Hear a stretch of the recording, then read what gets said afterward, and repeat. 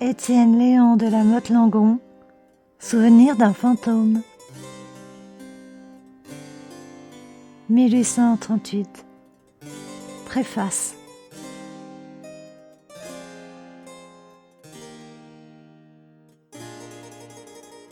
J'étais l'hiver dernier dans un château où chaque membre de la société racontait des histoires de revenants plus effrayantes l'une que l'autre. Elles nous amusaient sans doute, mais le piquant de la nouveauté n'y était pas. Ces histoires étaient connues et légèrement rhabillées. J'en fis la remarque. Dans un coin écarté du salon, il y avait un petit monsieur tout ramassé, porteur d'une physionomie étrange et aux vêtements encore plus singulièrement coupés. Il ne parlait pas, mais son sourire sardonique et son regard malicieux m'impatientaient. Je me faisais un vrai plaisir de l'embarrasser. Pour cela, j'allai à lui et, prenant la parole, « Monsieur, lui dis-je, il paraît que nos récits vous amusent peu. »« Ce n'est pas ma faute, reprit-il. D'être pour moi de vieilles connaissances. »« Il est vrai, repris-je, que rien n'est nouveau sous le soleil. Et peut-être pourriez-vous nous dédommager par quelques récits moins vulgaires ?»« Je n'en ferai rien, dit-il. Car on pourrait me punir d'avoir révélé des secrets qui doivent rester cachés entre les adeptes. »« En seriez-vous un ?» répliquai-je. « Et quand cela serait, s'écria-t-il. Pourrais-je divulguer le mystère qui nous environne? Mais au demeurant, poursuivit-il, on peut, sans le trahir, vous apprendre beaucoup de faits curieux et piquants. » Je ne demande pas mieux, et si votre complaisance le veut ainsi, je suis prêt à vous écouter. « Monsieur, me dit l'inconnu, d'une voix sombre et sévère, prenez-y garde, ce ne sont pas jeux d'enfants. Les histoires que j'ai à vous raconter sont toutes inédites, et je les ai recueillies dans les archives des cours souveraines, dans les charretiers des couvents, des chapitres et dans ceux des principaux châteaux de la France et de l'Europe. Là se trouvent ensevelis des faits terribles, tragiques, singuliers. Le philosophe s'en moque, mais de quoi ne se moque-t-il pas? À l'entendre, il n'y a de vrai que ce qu'il peut comprendre, et que le cercle est borné de ce que l'intelligence de l'homme peut parcourir. » L'inconnu ou le vieillard, en prononçant ces mots, y mit une solennité qui me frappa. Je l'examinai avec plus d'attention, et son aspect, qui d'abord m'avait paru grotesque, me sembla vénérable. Lui s'était arrêté un instant, puis il poursuivit. « Oui, le malheur de l'âme est de douter de tout. L'orgueil vient de l'ignorance. Il pose des bornes à ce qui n'en a pas. Il nie ce qui sort des règles communes de la nature. Et pourtant, combien de fois la suprême intelligence a voulu communiquer avec nous par le moyen d'êtres surnaturels, ou les ombres de ceux qui furent nos pères. Tout le monde, monsieur, devrait avoir présent à la mémoire les 4 vers suivants de Voltaire. Du ciel, quand il le veut, la volonté suprême suspend l'ordre éternel établi par lui-même. Il prescrit à la mort d'interrompre ses lois pour l'effroi de la terre et l'exemple des rois. En se bien pénétrant de cette maxime, on n'affecterait pas un scepticisme coupable. Faible atome, qu'il nous appartient peu de dire à la divinité les paroles qu'elle-même adresse à la mer. Tu n'iras pas plus loin. Cette folie est criminelle. Aussi souvent est-elle punie que d'incrédules ont péri par des lois surnaturelles. Il faut adorer et croire et se taire. Avec cela, on est en règle et on ne craint rien. » Le petit vieillard s'arrêta.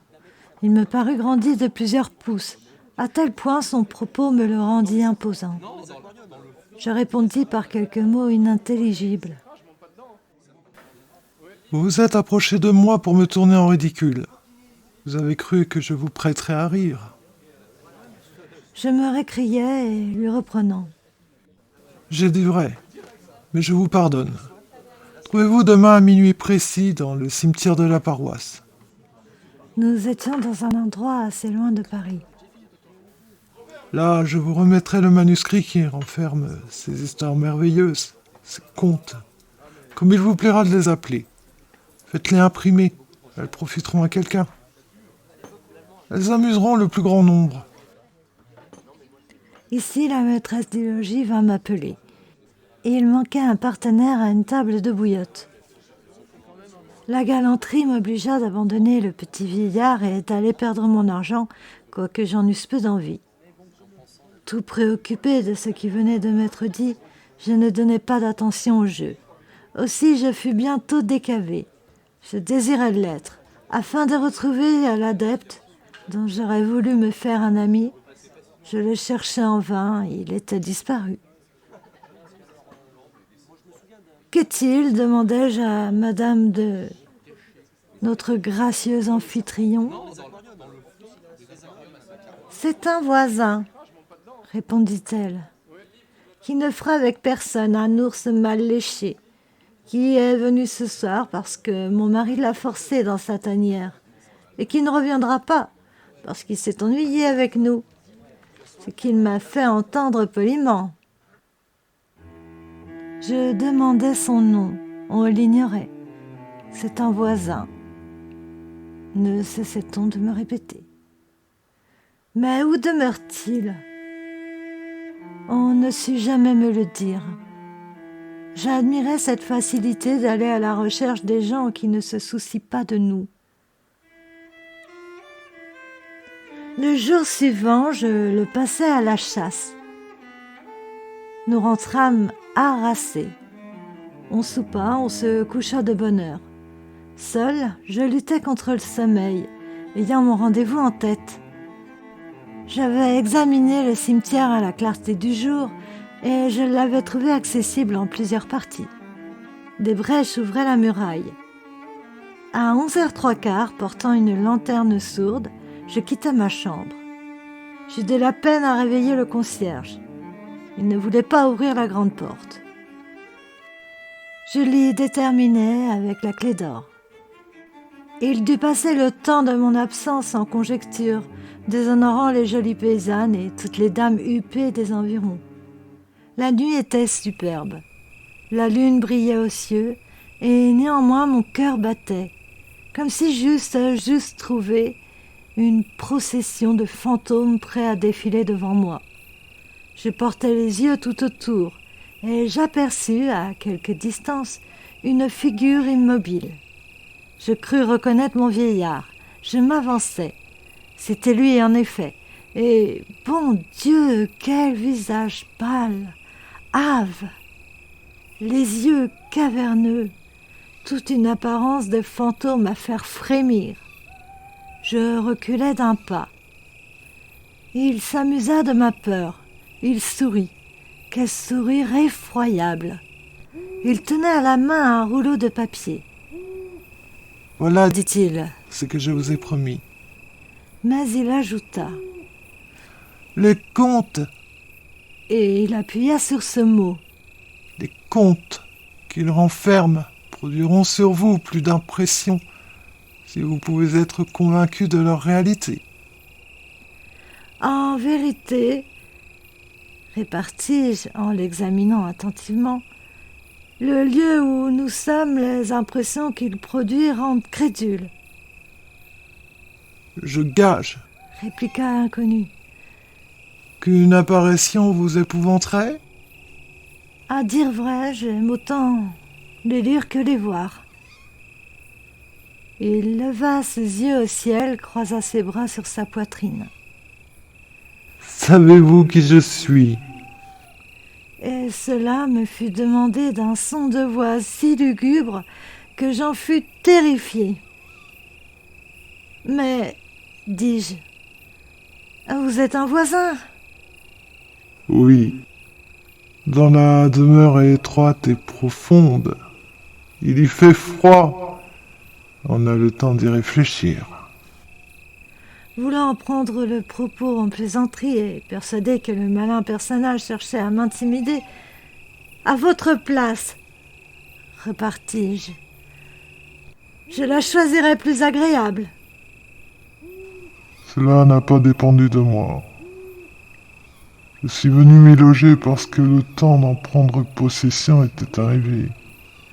Croyez-moi, réfléchissez à l'avenir. L'heure à laquelle vous me rejoindrez sonnera bientôt, peut-être. En attendant, vous pourrez vous vanter d'avoir connu le premier propriétaire du château que vous habitez. À ces mots, à la place du vieillard, je ne vis qu'un tas de linceuls funèbres et d'ossements disjoints qui roulèrent çà et là.